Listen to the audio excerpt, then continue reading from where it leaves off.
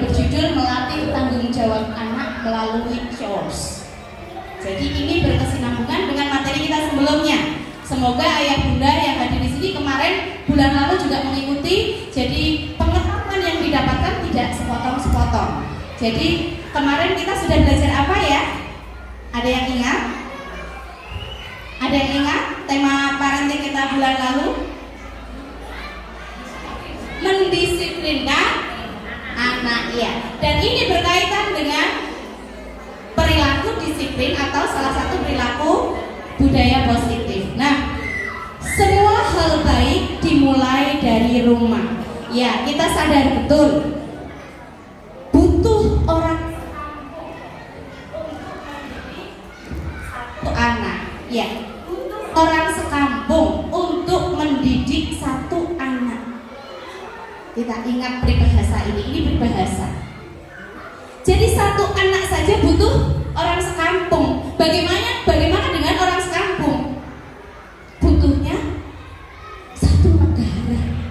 Di sini kita sebagai guru tidak bisa berjalan sendiri tanpa kerjasama dari ayah bunda sebagai keluarga. Karena keluarga itu dimulai, pendidikan itu dimulai dari rumah. Al-ummu madrasatul ula. Ibu adalah madrasah yang pertama. Lalu siapa kepala sekolahnya? Ayah. Iya. Terima kasih kepada ayah-ayah yang hari ini juga bisa hadir. Insya Allah kalau ayahnya hadir, insya Allah nanti sekolahnya bagus, begitu ya. Tepuk tangan buat para ayah. Iya. Karena memang begitu. Pendidikan yang pertama itu mulai dari rumah. Lalu di mana? Di lembaga-lembaga sekolah. Lalu di mana lagi? Di masyarakat.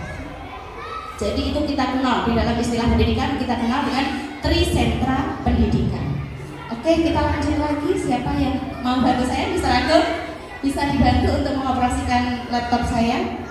Nah, ini perkenalkan, ini mestinya sudah tidak asing lagi. Ini quote kita, ya, saya Ulfana Hidayati, nama lengkapnya, biasa dipanggil dengan Miss Nana. Quote kita hari ini, jangan tinggalkan anakmu dalam keadaan lemah. Jadi ini sebagai pengingat kita ketika kita nanti dipanggil oleh Allah Subhanahu wa Ta'ala. Jangan sampai kita meninggalkan anak-anak kita dalam keadaan yang lemah. Lemah apanya? Semuanya. Lemah jiwanya, lemah raganya, lemah imannya, lemah finansialnya, apapun. Jangan sampai dalam keadaan lemah. Jadi beruntunglah ayah bunda yang mungkin di sini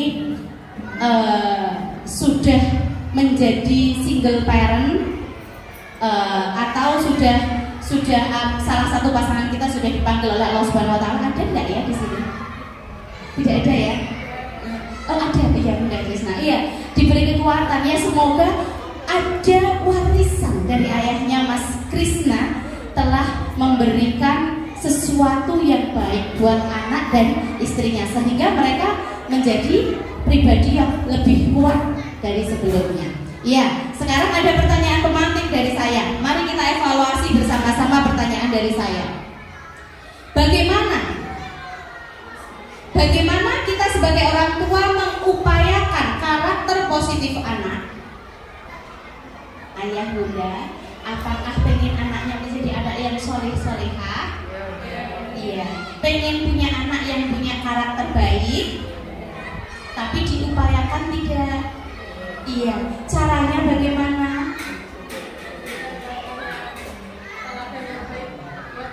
Oke, alhamdulillah. Bunda Fadilah, ya, Bunda Fadilah menyampaikan menjadi teladan bagi anak. Ada lagi? Oh, kepala sekolahnya bilang di sekolahan di SDIT. Bagus sekali, beri plus dong. Iya, di sekolahan di SDIT salah satunya. Ya benar, karena otomatis di sekolah kita sudah ini ya, sudah digembleng ya guru-gurunya untuk memberikan pemahaman kepada anak-anaknya. Ada lagi selain menjadi teladan bagi anak-anak kita? Sekarang pertanyaannya, kalau zaman dulu kita waktu masih kecil lihat ayah kita ibu kita berangkat ke masjid, itu rasanya kita gembregah pengen ikut gitu ya. Karena ayah kita memberikan teladan, pengen ke masjid. Lihat ayah kita bekerja keras, ibunya pagi hari sudah bangun tidur, pagi hari bangun tidur terus langsung bangun pagi-pagi menyelesaikan pekerjaan rumah tangga. Apakah sekarang anak kita bisa meniru kita dengan teladan-teladan kita? Atau cuek saja? Insya Allah walaupun tidak semuanya. Artinya tantangan zaman kita berbeda dengan zaman dahulu ketika kita masih kecil. Teladan saja tidak bisa. Coba saya pengen panjenengan membayangkan, ikuti instruksi saya. Semuanya boleh menggambarkan menggunakan jarinya di depan layar ini. Apapun boleh, mungkin gambarnya seperti ini pakai jari. Bareng yuk, bareng semuanya. Apakah kita pengen lihat Mr. Agung atau Mr. Lutfi? Nanti bisa dicek Mr. Ada gambar yang berbeda tidak? Ikuti instruksi saya ya, siap? Nanti semuanya kalau saya minta untuk menggambar, tapi menggambarnya di depan panjenengan. Bayangkan depan panjenengan ini adalah papan tulis. Satu saja. Silahkan menggambar pemandangan. Yuk. Sama. Produknya sama. Iya, sama ya. Menggambarnya begini. Oh, gini. Iya, sama. Ada yang berbeda, tunjuk jari yang berbeda. Gimana tadi? Rumah kecil pedesaan, oke, berbeda. Pantai, oke, ada lagi. Air terjun, wah bagus sekali, ada lagi. Yang sama berapa orang? Nah, yang sama banyak ya. Nah, artinya ini bisa kita simpulkan bahwa bisa jadi mendidik anak ini kita masih mengikuti pola warisan dari orang tua kita, dari guru-guru kita. Guru-guru kita dulu mengajarkan menggambar pemandangan kita. Kok ada ya zamannya sama? Mungkin kakek nih, kakeknya siapa ya? Kakeknya Mas Kenan. Menggambarnya gimana kek? Gini juga tadi pemandangannya. Enggak pemandangan. Pemandangan gimana tadi kek? Bahkan dari seusianya kakek dulu ya, mungkin usianya berapa ya? 70 tahun. Masya Allah, 70 tahun. Nah, bunda nih, coba tadi yang nulisnya, gambarnya sama bun. Pak usianya berapa? 30 tahun, separuhnya aja kurang ya. Separuhnya kurang. Gurunya masih sama. Ngajarinya menggambar itu seperti ini. Itu artinya kita masih sering menggunakan ilmu warisan dari orang tua kita dalam mendidik anak. Lihat anaknya naik tangga. Ojo dur aja menaik kok nek tiba. Kalimatnya sama. Main keceh, air, omelannya sama. Nasihatnya sama. Ini karena apa? Kita terbiasa dengan ilmu warisan, mendidik dengan ilmu warisan dari orang tua kita. Nah ini, jadi saya sampaikan tadi bahwa menjadi teladan saja tidak cukup ayah bunda, tetapi dengan apa? Dengan ilmu. Belajar dalam forum-forum seperti ini menjadikan kita kembali bersemangat kembali menjadi orang tua yang betulan, bukan orang tua kebetulan ya. Ini tukang syutingnya masih sibuk ini. Nggak apa-apa, nanti ini bisa jadi nanti biar kalau ada apa ini namanya, ada videonya bisa jadi dokumen murojaah buat kita semuanya, baik bunda yang hadir atau yang tidak hadir.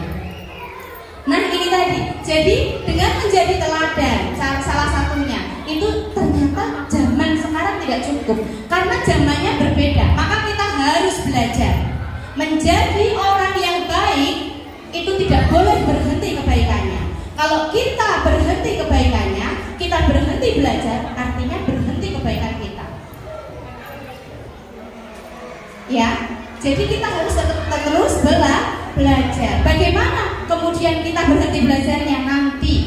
Kapan kita berhenti belajar? Nanti kalau kita sudah meninggal. Ya, kita baru berhenti belajar. Selama kita masih hidup, kita tidak boleh berhenti belajar. Nah, ini bisa lanjut. Sebentar, ada yang kedua. Apa saja contoh kegiatan yang telah dilakukan orang tua untuk melatih tanggung jawab anak? Apakah ayah bunda ini pernah nggak terpikir mengupayakan anakku biar tanggung jawab ini seperti apa?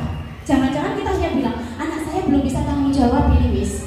Anak saya udah gede kayak gini, udah usia 9 sampai 11 tahun, 10 tahun ini, tapi belum ada tanggung jawabnya. Pertanyaannya, coba tanyakan diri kita sendiri. Apa yang sudah saya lakukan? Aku sudah melakukan apa? Ibaratnya, keluarga ini lembaga pendidikan. Program apa yang sudah saya canangkan dalam keluarga? Ilmu apa yang sudah saya berikan kepada anak-anak saya untuk melatih tanggung jawab mereka? Kalau memang tidak ada, ya jangan nuntut anaknya. Anak belum tanggung jawab, ya tunjuk ke hidup sendiri. Jangan menyalahkan anaknya. Nggak tahu ini, Miss, anak saya, Miss, susah sekali dibilangin. Coba tanya ke diri kita. Apakah kita sudah mengupayakan dengan sadar, benar-benar mengupayakan atau sebaliknya? Gitu ya. Jadi jangan buru-buru menyalahkan anak kita. Jangan-jangan kita yang belum sempurna menjadi orang tua yang soleh, orang tua yang mengajarkan kepada anak, memberikan ilmu dan nasihat. Ini Miss Nina nih, ya, ini nih, saya ada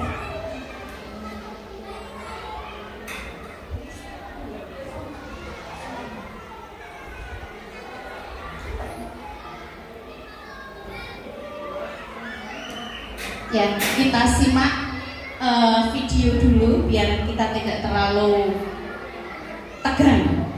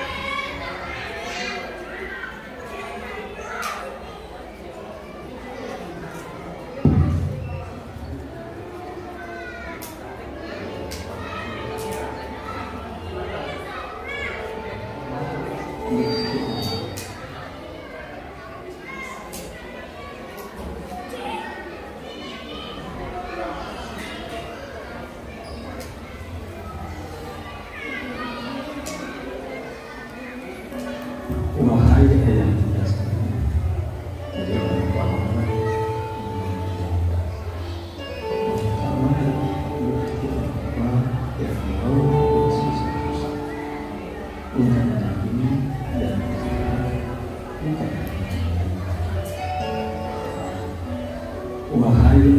Wahai ayah bunda sayang, jadi orang tua amanah memang tidak mudah. Orang tua amanah berarti orang tua yang mau bersusah-susah untuk mendampingi dan mendidik anak, bukan hanya memberi nafkah, apalagi di tengah lautan manusia yang berbeda dari kita. Kita memberikan gadget anak setelah usia dewasa, yang lain sejak balita. Kita memberikan batasan, yang lain mungkin memberikan kebebasan. Kita mengajarkan anak mengendalikan hawa, keinginan tanpa jajan. Yang lain mungkin selalu menuruti dengan dalih kasihan. Kita tidak izinkan anak ke masjid tanpa pendampingan, karena kita tahu bahwa mereka belum cukup iman. Yang lain mungkin bangga anaknya ke masjid sendirian, padahal di masjid sholat main-main dengan komplotan.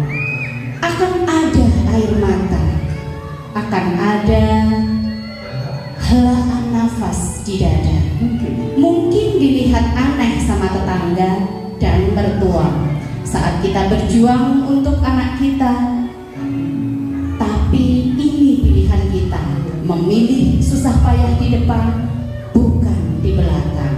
Memilih lelah ketika anak masih kecil, membiarkan mereka terbang setelah dewasa. Salam ayah bunda pejuang di seluruh dunia. Jadi ini sebagai pengingat kita bahwa bersusah payah sebelum anak mencapai usia baligh itu lebih mudah ketimbang kita bersusah payah di kemudian hari. Iya, kalau anak sudah balik, sudah dewasa, semaunya sendiri, kenakalan remaja itu lebih dahsyat ayah dan bunda. Masalah kita mungkin hanya masalah seputar rebutan bermain, tidak mau membereskan makanan, tidak mau melipat bajunya, naruh barang tidak di tempatnya. Mungkin masalah terbesar mereka itu, masalah terbesar kita juga itu. Tapi ketika anak remaja, kemarin saya sampaikan pada forum yang kakak kelas 5 dan 6, masalahnya sudah merokok, geng motor, seks bebas, pacaran, bahkan lebih dalam lagi, kadang-kadang sudah ada tawuran, ya kan? Dan itu dekat dengan kita. Kalau kita tidak mendidik anak-anak kita, tidak sadar, jangan memberikan waktu sisa kepada anak kita, tapi luangkan waktu kita untuk anak-anak kita. Saya yakin waktu sisa itu, yang sisa itu kan nggak baik ya. Makanan sisa juga nggak baik. Waktu sisa juga tidak akan baik. Tapi sediakan waktu kita untuk anak-anak kita. Bisa dilanjutkan mestinya. Nah kita kembali. Kita ingin melatih disiplin anak. Nah kami ingin mengajak ayah bunda ini mengenal istilah chores. Apa itu chores? Chores itu adalah melibatkan anak dalam pekerjaan rumah tangga. Terdengar sepele memang, tapi inilah yang harus kita lakukan. Melakukan dari hal-hal kecil. Tidak ada di rumah itu, tidak ada sebuah keluarga yang tidak mempunyai aturan. Bahkan semua keluarga pasti punya aturan, saya yakin. Cuman bedanya, ada aturan yang sudah dibuat berdasarkan kesepakatan anak dan orang tua yang ada di rumah. Ada aturan yang asal-asalan saja. Contoh aturan asal-asalan. Ayo sudah jam 7 mandi. Ayo sarapan, ayo berangkat sekolah. Ayo mandi. Sudah dibilangin mandi, tapi juga nggak mandi juga, masih duduk-duduk di kursi. Kapan kamu berangkat sekolahnya? Itu kan sebenarnya aturan. Ya kan? Gitu enggak? Gitu ya? Iya. Mama sudah bilang berapa kali, ayah sudah bilang berapa kali, kalau naruh handuk itu pada tempatnya. Habis mandi, handuk cuma ditaruh di atas kasur, plum. Nah seperti itu. Itu sebenarnya aturan. Tetapi kebanyakan aturan itu akan bermakna suatu kekaman oleh anak. Kenapa? Itu seperti hanya mengekang anak karena tidak ada kesepakatan sebelumnya. Nah kemarin kita sudah belajar bagaimana mendisiplinkan anak. Salah satunya dengan menjadi orang tua yang tega, dalam kurung S, atau tegas, memberikan batasan-batasan jelas. Kenapa? Kalau kita tidak memberikan batasan dengan jelas, maka yang terjadi adalah resiko yang sangat tinggi. Bayangkan anak kita keinginannya tidak dituruti. Misal banyak sekali kemauan-kemauan anak yang semuanya dituruti oleh orang tuanya. Mau jajan, misalkan SOP jajan kemarin, tidak ada istilah jajan, tapi istilah jajan diganti dengan apa? Dengan apa? Adik, saya dengar kayaknya dengan apa? Snack, ya. Siapa tadi yang menjawab ya? Oke, terima kasih Bunda. Iya, snack time, ganti kata jajan dengan snack. Snack time. Boleh nggak memberikan snack? Boleh. Tapi ada batasannya. Biarkan anak memilih jajanan kesukaannya, itu dikasih batasan seminggu sekali, misalkan seperti itu. Nah, yang terjadi ayah bunda ini memberikan kebebasan kepada anak nggak jelas.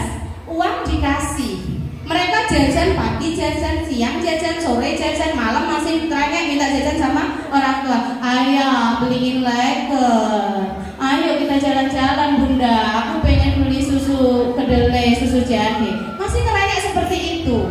Terus orang tuanya bilang, jajan terus, berapa kali kamu jajan sehari ini? Pagi jajan, bilang seperti itu. Anaknya bingung. Nah, karena apa? Anak ini tidak tahu batasannya jajan aku yang diperbolehkan itu bagaimana.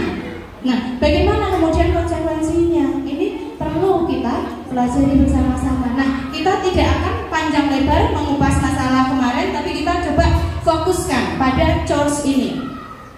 Melibatkan anak dalam pekerjaan rumah tangga. Penting bagi orang tua untuk mengetahui pekerjaan rumah tangga sesuai dengan usianya. Tidak asal-asalan. Saya sudah anak saya sudah saya suruh untuk ini nyapu di rumah. Tapi kita cek apakah ini sesuai dengan ilmu disiplin ilmu yang ada, sesuai dengan usianya atau belum. Kenapa? Karena tidak semua jenis pekerjaan rumah tangga bisa diberikan kepada anak. Oh, begitu ternyata.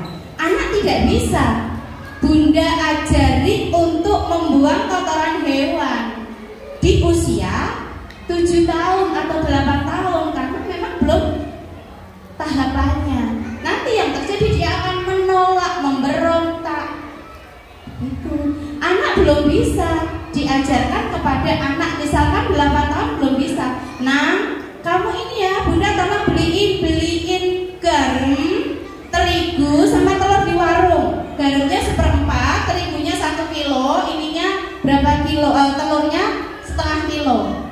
Mesti dia di jalan ini sekitar 2 terigu, garam berapa, ngitung terus dia sampai di sana dia bingung, dia ngapalin terus bingung gitu ya. Kalau saya dulu begitu. Waktu saya masih kecil begitu, sampai di depan warungnya blank, lupa. Sampai bukan yang ini, ulang-ulang lupa, bukan telurnya udah bilang telurnya setengah kilo, kenapa jadi 1 kilo, waktunya jadi kurang gitu. Nah, mari kita belajar bersama-sama sebelum kita kenali apa saja sih yang cocok buat anak saya, pekerjaan yang bisa saya berikan untuk anak-anak saya yang tepat pada usianya. Kita kenal dulu apa sih manfaat chores itu, biar kita sebagai orang tua itu lebih aware, lebih sadar. Oh, hal kecil tapi berdampak besar gitu. Nah, manfaatnya yang pertama adalah melatih tanggung jawab, manajemen waktu dan manajemen kegiatan. Kalau anak-anak kita sudah disepakati, misalkan, nah, usiamu sekarang sudah 8 tahun, usiamu sudah 9 tahun, 10 tahun, 11 tahun, maka ibu ingin membantu kamu, melatih kamu menjadi anak yang bertanggung jawab. Salah satunya, yuk kita ingat bersama-sama, ayo kita bikin aturan, ayo kita bikin kesepakatan. Bisa itu, jadi anak-anak gak bingung. Pokoknya tugasmu ini, hari ini menyapu ya, tapi besok lagi tambah lagi tugasnya. Dia gak jelas. Dudukkan anak kita, bikin kesepakatan. Seperti halnya panjenengan membuat sebuah program. Ayo dilihat ini, kita belajar bersama-sama. Tugas kamu yang pertama membuka menutup jendela, misalkan seperti itu. Nah, kenapa? Kalau mereka sudah paham tupoksinya, ini saya sebagai guru saja, sebelum saya masuk ke sini saya tahu, oh saya sebagai guru wali kelas, tupoksi saya apa? Saya ditambah lagi sama mendapatkan amanah sebagai wakil kepala sekolah bidang kurikulum misalkan. Oh, tupoksi saya jelas. Oke, saya yang membuat, mengatur, mengembangkan kurikulum, berarti saya. Misalkan seperti itu. Oh, tugasnya Mr. Ahmad dan Mr. Lutfi apa? Wakil kurikulum, wakil kepala sekolah bidang sarana prasarana. Berarti jelas. Ketika ada kegiatan langsung menyiapkan peralatannya seperti itu. Atau menugaskan salah satu guru. Ini kan sudah seperti halnya anak-anak kita latih seperti itu. Kalau begitu, dia manfaatnya adalah bisa melatih tanggung jawabnya muncul. Oh, sudah muncul tanggung jawabnya. Kemudian dia bisa memanajemen waktu dan manajemen kegiatan dengan baik. Seperti anak yang kadang-kadang waktunya belajar kapan, waktunya ngaji kapan, waktunya berkegiatan ini kapan, dia akan terbiasa dengan pola-pola itu. Nah, ini akan sangat bermanfaat sekali. Kemudian yang kedua, membantu mengurangi lalai dan stres. Sering dari anak-anak kita di kelas lupa Miss, nggak ngerjain tugas, nggak ngerjain BBO. Ini kan sering sekali kita dengar.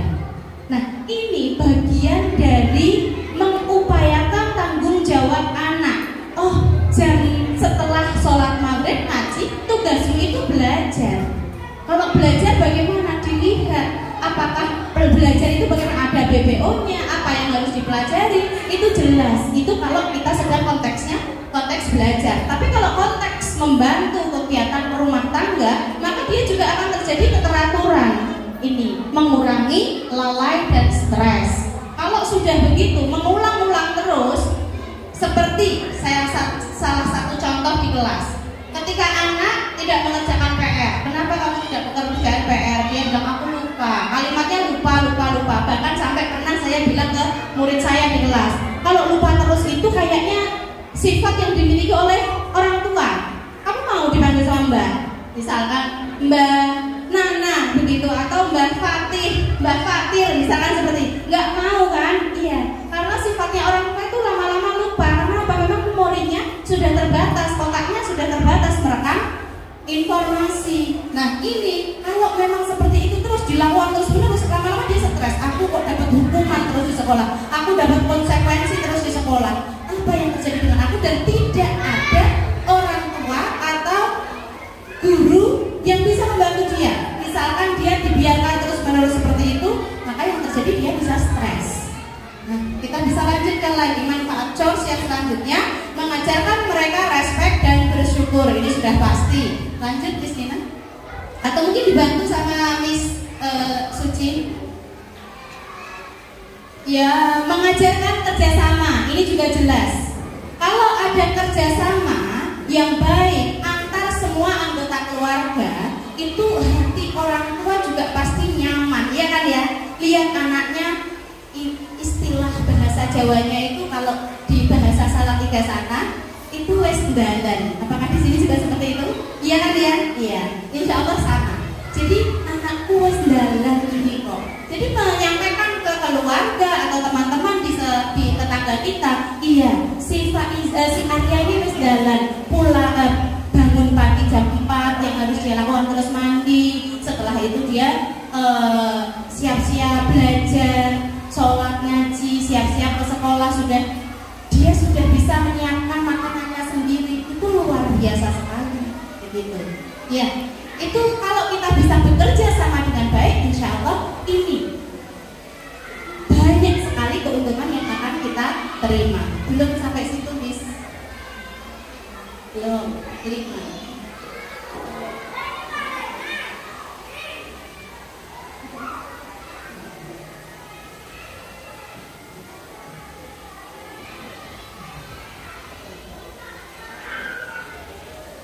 Yang kelima, memberi mereka pengalaman langsung tentang aturan dan kesepakatan. Nah, ini tadi saya sampaikan. Kalau memang mau mengajarkan COS kepada anak kita dudukkan anak kita. Jangan ngomong sepenggal-sepenggal. Ngomong sepenggal-sepenggal itu akan membuat mereka bingung dan tidak fokus. Apalagi memberikan perintah di saat anak kita tidak connect atau tidak fokus. Anaknya masih main. Nanti ini ya, itu dimatiin, ibu nyalain saya, nanti matiin ya Mas ya. Itu kadang-kadang tidak fokus.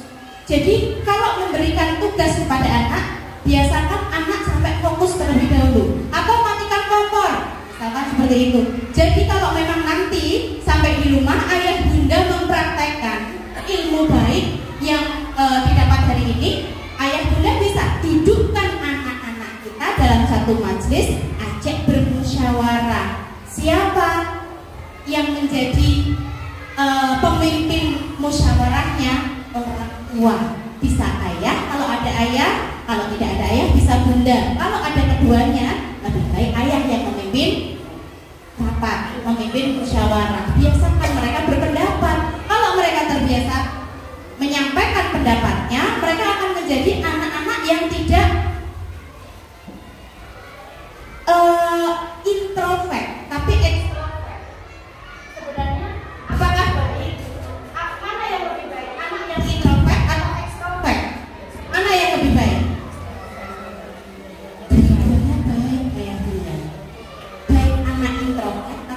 ekstrovert itu semua itu. Kenapa? Karena anak ekstrovert itu dia itu ibaratnya bilangnya gerabek begitu ya, mau bicara sama siapa saja, menyampaikan semua gagasannya, ide-idenya, perasaannya kepada siapa saja, tidak canggung. Tapi berbeda dengan anak introvert, dia pilih-pilih kepada siapa saya menyampaikan perasaan saya, apa yang mau saya sampaikan. Aku cerita ke ayahku begini, yang tak ceritain adalah tentang temanku. Cerita ke mamaku, aku cerita tentang perasaanku.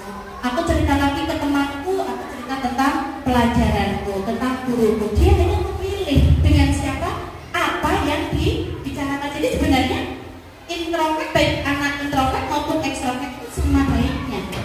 Ya, hanya dia memang punya sifat yang berbeda bagaimana menyampaikan perasaannya. Jadi ini silakan disepakati nanti aturannya, apa konsekuensinya itu juga harus jelas. Kalau kamu tidak, misalkan kalau kamu tidak mencuci bajumu sendiri, maka konsekuensinya apa? Tidak perlu semua kerumah tanggaan, pekerjaan rumah tangga ini diberikan ke anak, tidak. Bisa jadi 3 saja, ini sesuai dengan usianya. Kalau anak usia 8 sampai 9 tahun, itu berarti usianya anak kelas 3 ya. Iya Bunda ya?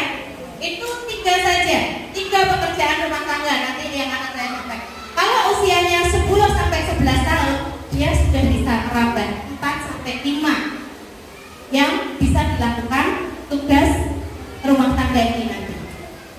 Lalu yang keenam, memberikan kesadaran sosial, eksistensi individu dalam masyarakat. Jelas, karena mereka akan menjadi bagian dari anggota masyarakat. Sudah tahu, ketika biasanya saat pertemuan keluarga misalkan, pertemuan keluarga itu kita mesti tahu, oh iya, yang menyuguhkan makanannya itu biasanya anak-anak muda ya. Nah, bagaimana kalau anak-anak kita tidak kita latih sejak dari rumah? Mereka akan terbiasa. Kadang-kadang bawa nampan saja dia dredeg karena tidak terbiasa. Bawa piring sering pecah, gelas juga sering pecah karena tidak punya kemampuan, tidak belajar di rumah. Jadi ini mereka bagian dari masyarakat. Mereka sadar, oh iya, itu ada yang butuh bantuan ya, sekarang menjadi anak yang cekatan, peka terhadap lingkungan. Ini yang perlu kita garis bawahi bersama-sama. Karena menjadikan anak kita pintar saja tidak cukup, tetapi lebih dari itu, biarkan mereka tumbuh dengan emosi yang baik sehingga empatinya juga bisa berkembang dengan baik. Empati itu apa sih? Empati itu toleransi. Tahu tetangganya sedang terkena musibah, ya jangan nyetel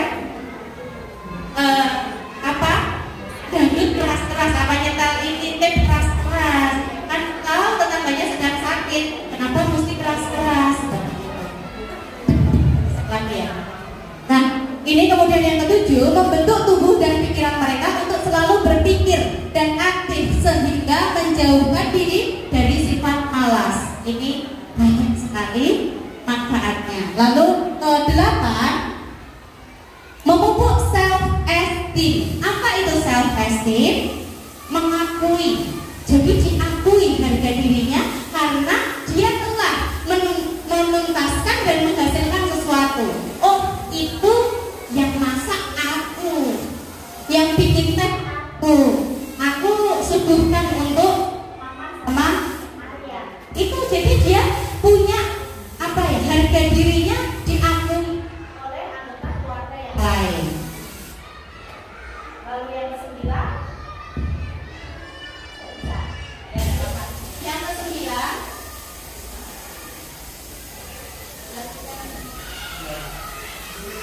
menyiapkan mereka menjadi manusia dewasa.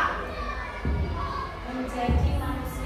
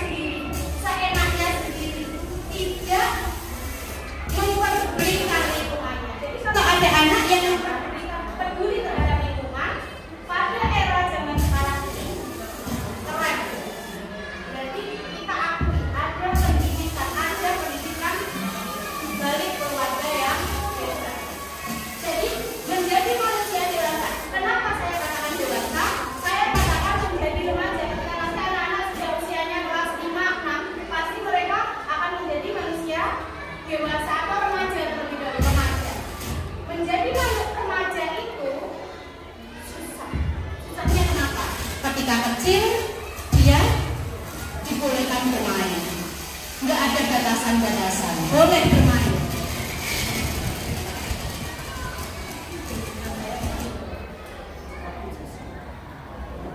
Tes, oke. Jadi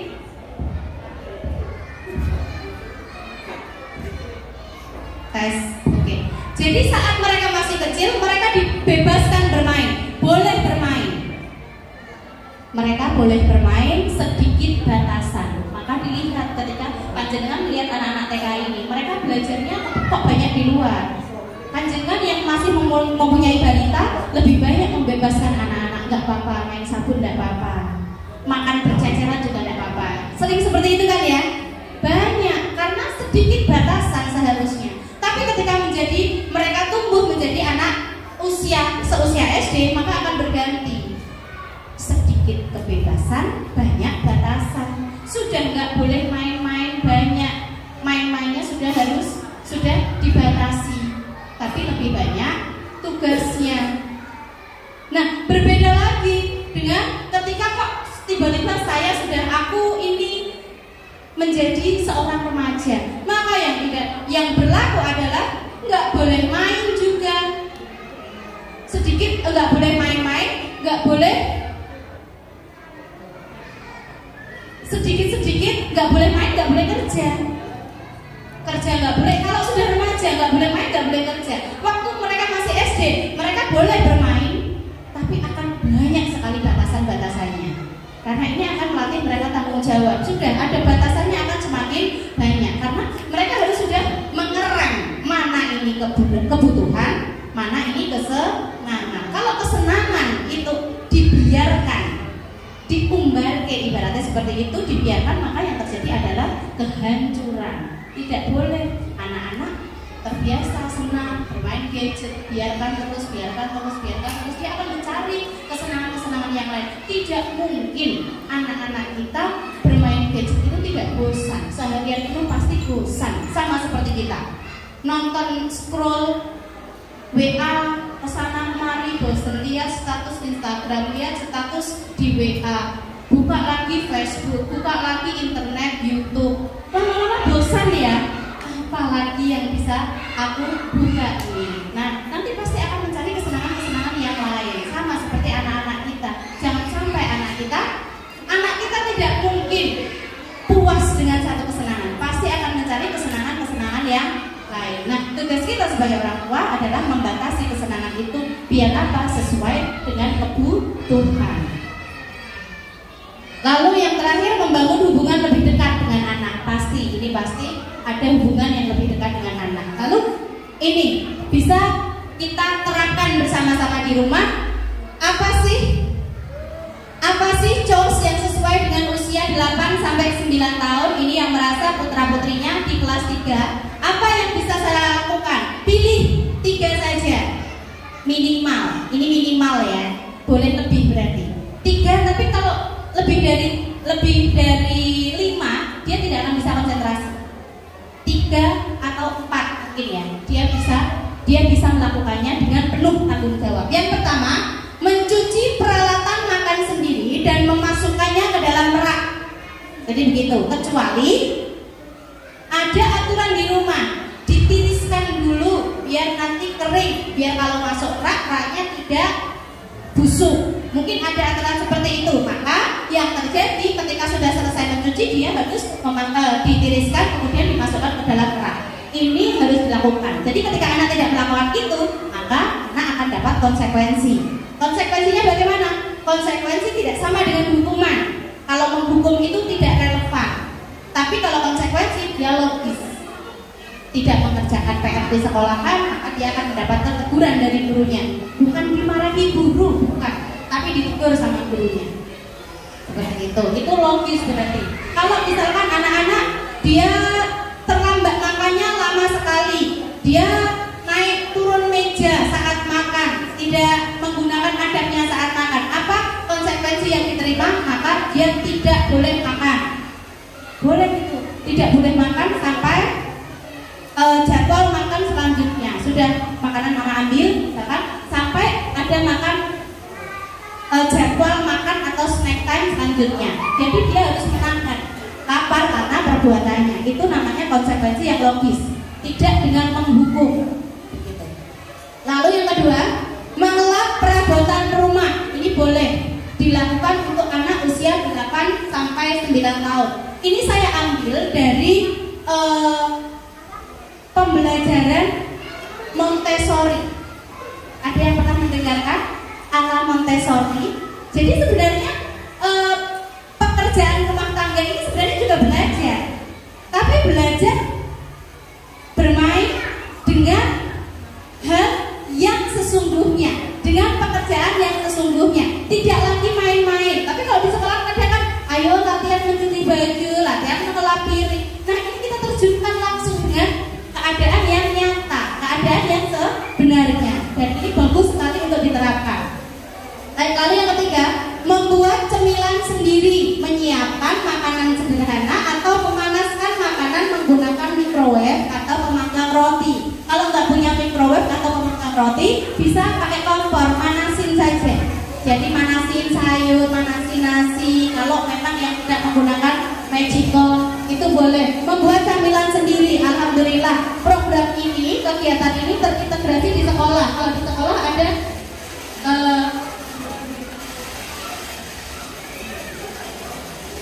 tes ya. Jadi kalau di sekolah ada kegiatan cooking class. Ini juga kita sesuaikan dengan usia anak. Anak kelas 1 hanya membuat roti, apa itu namanya, sandwich, membuat teh, itu kan pernah ya. Jadi membuat omelet telur. Ini jadi usia 8 sampai 9 tahun ini dia bisa membuat camilannya sendiri. Atau mungkin bundanya sudah ini. Boleh, berarti masih dalam pendampingan kalau masa ini. Jadi misalkan untuk biasanya kalau saya dulu pernah, kalau cooking class di kelas 4 itu masih ada siswa laki-laki yang takut sama percikan minyak. Nah itu boleh diawasi.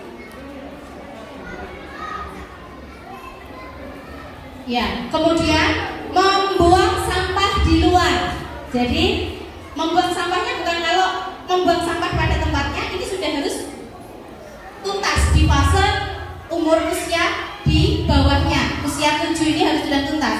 Membuang sampahnya sendiri di tempat sampah ini harus sudah tuntas. Tapi ini membuang sampah di luar. Jadi kadang ada tempat sampah yang ada di rumah begitu ya. Nah, dibuang di luar, di pengumpulan sampah di luar rumah begitu. Lalu melipat baju. Nah, ini penting sekali. Kalau saya ini mengajarkan kepada yang sudah saya terapkan ke anak saya, ini dari chores yang saya pilih ini melipat baju. Kenapa? Melipat baju ini kadang-kadang saya ajarkan bagi anak perempuan ini melipat yang tidak seperti biasanya. Ada yang melipat segi 4, ada yang dilipat segi 3, ada yang mungkin dilipat dengan cara lain. Ini kenapa? Ini akan memberikan apa ya? Memberikan efek atau memberikan suatu pelajaran bahwa berpikir itu harus out of the box gitu. Jadi jangan berpikir seperti kebanyakan orang. Harus bisa bilang, nah, misal saya bilang ke anak saya, nah, kak, atau saya bilang biasanya bisa kakak, kak, kamu harus bisa bilang I'm limited. Saya itu unik. Saya tidak seperti kebanyakan orang.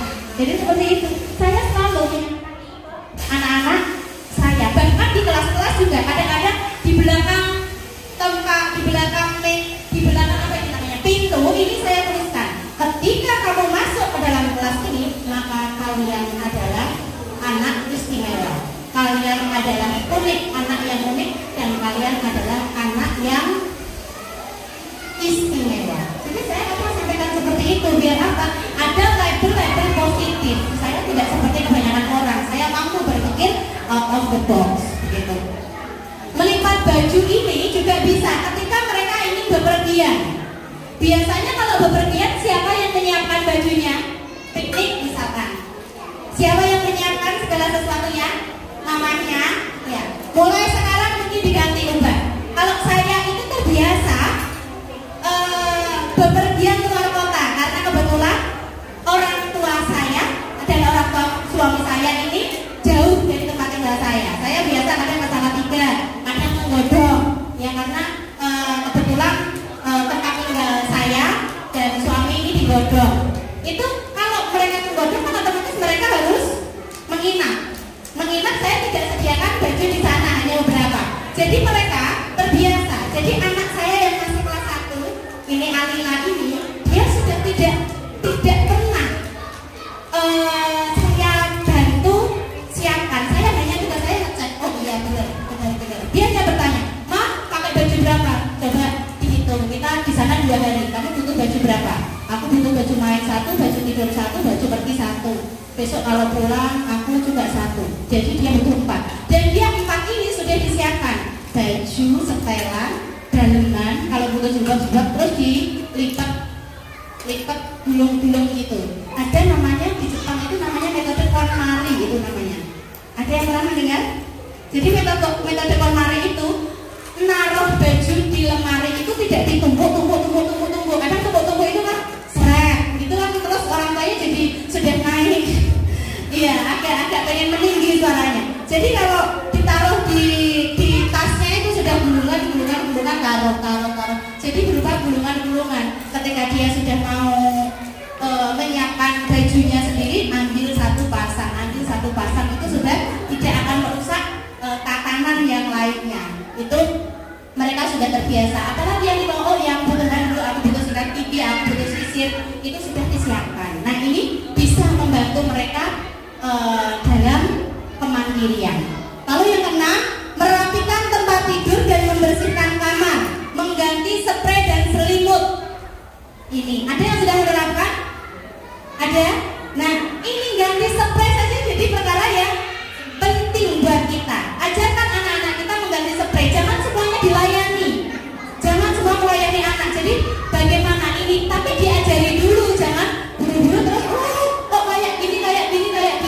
Lama-lama pasti bisa. Jadi begitu. Untuk merapikan tempat tidur, kapan spraynya harus ganti? Berarti biasanya 1 minggu sekali, hari Sabtu diganti spraynya. Lalu menyiram tanaman, ini juga bisa dilakukan. Merawat hewan peliharaan dengan cara apa? Memberi makan dan mengajak jalan-jalan. Menjaga kebersihan diri, mandi, gosok gigi, cuci muka. Ini yang paling sering terjadi pastinya di antara ibu-ibu dan bapak-bapak. Kalau bapak-bapak saya tidak yakin beliau-beliau ini merasakan keresahan ibu-ibu. Ada enggak yang anaknya susah sekali gosok gigi? Ada? Keramas, kalau nggak dibilangin nggak keramas. Sabunan yang disabun cuma depannya saja, belakang nggak disabun. Ada nggak ya? Ada, ya. Ada sama. Saya juga mengalami. Ya. Ini, jadi masalah-masalah anak ini sebenarnya bukan tidak lantas bisa membuat kita pusing, saya menyerah, jangan. Tapi bagaimana kita bisa belajar kembali? Ada yang salah mungkin dengan pola asuh saya sebagai orang tua. Gitu. Lalu yang ke-10, membantu menata meja, membersihkan meja setelah makan. Kalau habis makan bersama-sama, ajak anak kita untuk merapikan kembali bersama orang tua. Begitu ya? Nanti ini bisa kami share ininya, jadi ayah bunda bisa mengambil beberapa yang kira-kira bisa dilakukan oleh anak. Lalu saya sebelum terakhir, ada chores yang sesuai dengan usia 10 dan 11 tahun. Berbeda dengan usia sebelumnya yang sudah kelas 4 ini. Mencuci dan menyetrika pakaian pribadi harus bisa. Diajari, anak saya belum bisa nyuci pakai tangan, juga nyuci pakai mesin cuci. Ajarkan anak kita untuk mengoperasikan mesin cuci.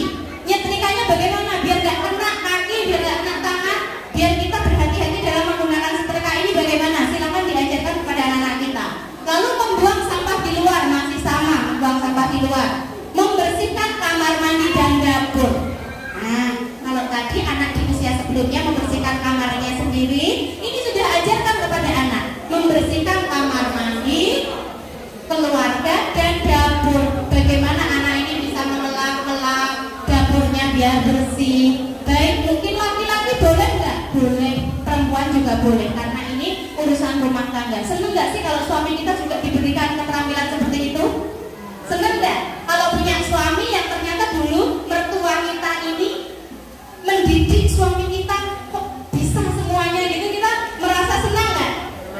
Senang mestinya. Kita pasti juga pengen anak kita nanti juga disayangi oleh istrinya, mertuanya, dan juga orang-orang di sekelilingnya. Ada lagi yang ini, membantu berbelanja sembako. Ini tadi yang saya contohkan. Meminta bantuan anak untuk berbelanja. Ini boleh dilakukan ketika anak usia 10 sampai 11 tahun. Belanja, tolong dibelanjakan sembako, ini sudah boleh. Lalu yang kelima, mengasuh adik saat orang tua tidak ada di rumah. Kenapa? Seharusnya kalau usianya di bawah 10 tahun tidak bisa mengawasi adik. Jadi yang terjadi akhirnya perkelahiran. Atau yang terjadi kalau bayi itu kecelakaan. Ya apalagi usia balita menjaga adiknya. Ini kan yang terjadi. Anak saya pernah. Jadi dia sama teman-temannya waktu adiknya bayi usia 2 bulan, itu katanya, ayo kita latih adik kita salto. Iya, kakinya diangkat ke atas, disaltokan begitu. Nah, saya baru tahu karena yang harus yang mengawasi itu adalah Mbak, kenapa asisten? Kenapa asistennya tidak mengawasi? Saya sudah mengawasi, tapi saya diantem sama kakak. Jangan sampai bilang mama, katanya begitu. Nah, ini perlu pengawasan secara ekstra. Tapi kalau usia 10 sampai 11 tahun, kalau memang sudah bisa mengawasi adiknya, dia akan lebih protek lagi. Dia lebih aware lagi kepada adiknya. Lalu yang keenam, memasak makanan yang lebih kompleks untuk anggota keluarga yang lain. Sudah bisa, contohnya masak nasi. Sudah bisa ya? Ya, ini lebih kompleks untuk anggota keluarga yang lain. Dadar telur juga nggak cuma satu, bisa untuk semua anggota keluarga.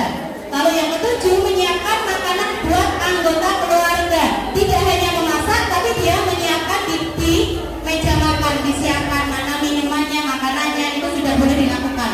Lalu mencuci motor atau mobil boleh dilakukan. Bagaimana mencuci motor mobil? Memotong rumput boleh. Lalu yang 10, menggunakan mesin cuci dan pengering pakaian. Nah, terus nanti ada pertanyaan, anak saya kok diperlakukan seperti itu? Itu rasa-rasanya saya tidak tega. Nih, mungkin seperti itu ya. Nggak tega, biar anak saya belajar saja. Tunggu dulu, kita kembali lagi. Manfaat yang akan diterima anak ini banyak sekali. Ketimbang kita sebagai orang tuanya ini menyelesaikan semua kebutuhan anak. Jadi begitu. Jadi mereka manfaatnya akan lebih banyak ketimbang mudaratnya. Oke, sebelum saya tutup, saya ingin memberikan sebuah ilustrasi puisi sedikit yang disampaikan oleh Abah Ihsan Bidori Ibnu Bahari. Kenapa ayah ibu nyuruh aku nyuci piring yang sudah aku pakai? Aku kan bukan babi. Kan ada pertanyaan dari anak-anak kita. Kenapa ayah ibu nyuruh aku nyuci piring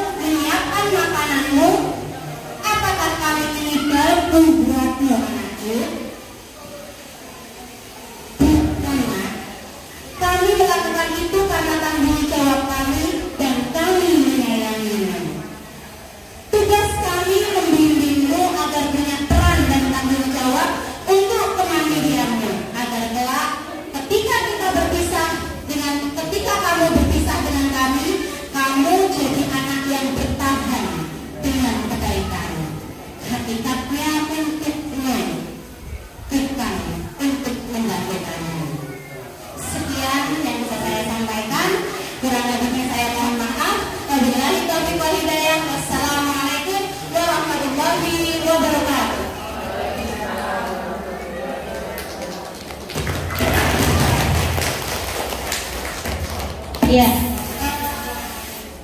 Ini sebelum saya sampaikan ke MC-nya, saya ingin membuka pertanyaan dulu pada diskusi supaya mungkin masih ada yang belum dipahami oleh ayah dan bunda. Kami membuka termin pertama untuk 3 penanya. Silakan yang mau bertanya. Nanti untuk pertanyaan yang paling memberikan inspirasi, pertanyaan yang inspiratif akan kami sediakan broadcast. Silakan. Tapi yang ditanya tidak ini dapat broadcast ya, enggak, jangan gitu ya. Yang mau bertanya dan yang bisa memberikan gambaran kepada orang tua yang lain, mungkin kita bisa belajar dari pertanyaan bunda, ayah bunda semuanya. Silakan, siapa yang ingin bertanya? Kalau tidak itu nanti broadcast itu monggo silakan. Ada? Tidak usah bertanya apa saja yang mungkin terjadi di yang dekat dengan kehidupan kita sehari-hari. Di rumah seperti apa, masalahnya bagaimana, tentang mungkin kemandirian, bagaimana menerapkan kemandirian ini, kira-kira yang belum jelas seperti apa bisa ditanyakan. Monggo silakan. Yakin ini nggak ada pertanyaan? Nggak ada? Sudah jelas? Sudah bisa diaplikasikan di rumah? Bisa di bawah ya? Ini gimana ini? Oh iya udah. Kalau begitu saya langsung masukkan request-nya kepada bunda yang jawabkan. Bundanya siapa ini? Bundanya saya.